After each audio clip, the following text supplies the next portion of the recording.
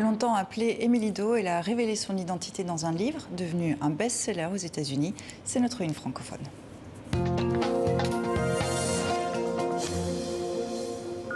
J'ai un nom et ce nom c'est Chanel Miller. Bonsoir Chanel Miller. Hello, thank you for having me. C'est un plaisir. Votre best-seller vient de sortir en français aux éditions Le Cherche Midi. Vous y racontez le viol que vous avez subi en 2015 à une fête universitaire. Longtemps, vous avez été présentée comme l'étudiante qui avait gâché la carrière sportive de son agresseur.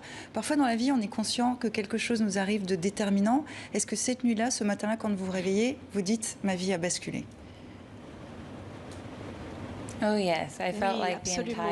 J'ai pensé que le sol se dérobait sous mes pieds, en fait, et je ne voyais pas d'échappatoire. Mon imagination ne trouvait pas de voie de passage. Et en fait, avec le cas qui s'en est suivi, avec mon écriture, j'ai pu trouver une brique et en poser une après l'autre. Et voilà, maintenant, c'est comme ça que je suis aujourd'hui avec vous.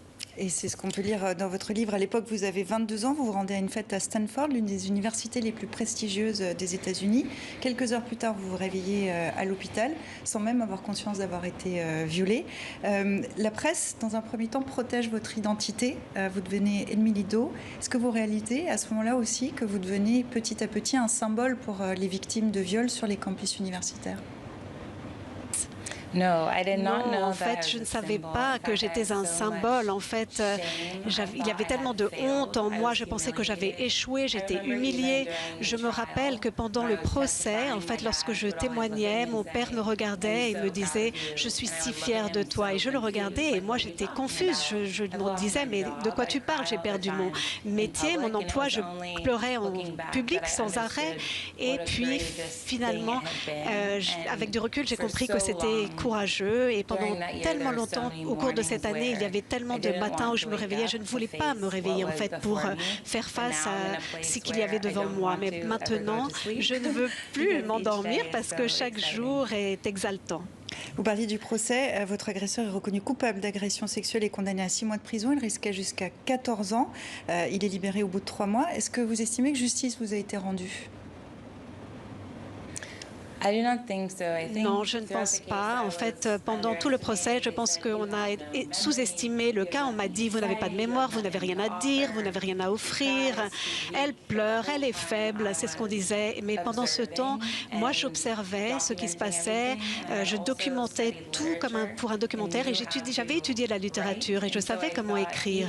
Donc, je me suis dit, même s'ils ne me donnent pas la chance de parler, eh bien, ils ne se sont pas attaqués à la bonne personne parce que moi je ferai justice. Aujourd'hui vous avez la possibilité de parler. Qu'est-ce que vous lui diriez à votre agresseur, à votre violeur ? Alors, je lui dirais, je suis ici, quoi qu'il arrive, quoi qu'il ait fait. On m'a pourtant dit que que j'étais stupide, que mon témoignage n'était pas nécessaire. Eh bien, je dirais à tout survivant qui écoute que ce qui vous est arrivé a une importance et qu'il y a une part intouchable en vous, que vous pouvez préserver, vous accrocher à cela. Il faut s'accrocher. Et voilà, moi, j'espère pouvoir vous rencontrer, vous aider. Votre histoire est arrivée 2 ans avant MeToo. Est-ce qu'aujourd'hui, avec ce qui s'est passé depuis, est-ce qu'aujourd'hui vous pensez que ce qui vous est arrivé aurait été traité et perçu différemment ? Oui, je suis tellement reconnaissante aux survivantes qui sont venues me voir parce que quand je pensais parler, prendre la parole, eh ben, j'avais l'impression de regarder d'une falaise et je ne savais pas quelle était la profondeur de l'eau en dessous de moi et c'était comme se jeter de la falaise, se jeter. Et après avoir regardé d'autres personnes, je me suis dit, eh ben, peut-être que moi je peux le faire aussi. Mais c'est seulement grâce à ces personnes que j'ai pu le faire.